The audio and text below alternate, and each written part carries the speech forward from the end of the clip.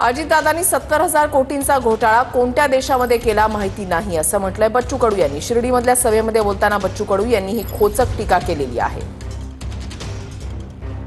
अजितदादा पवारले 55,000 रुपये महिना होता, आता अजितदादा पवारले 3.5 लाख रुपये महिना भेटते। सगळ्यात गरीब माणूस 70,000 कोटीचा घोटाळा केला ते तर माहितच नाही आपल्या देशात केला होता का कोणत्या देशात केला होता। मला नाही वाटत आपल्या देशात केला असं म्हणून ते फडणवीस आ करून बोंबलत जाय काय म्हणे रे काहीतरी म्हणे फडणवीस काहीतरी चक्की फिसिंग फिसिंग म्हणत होता।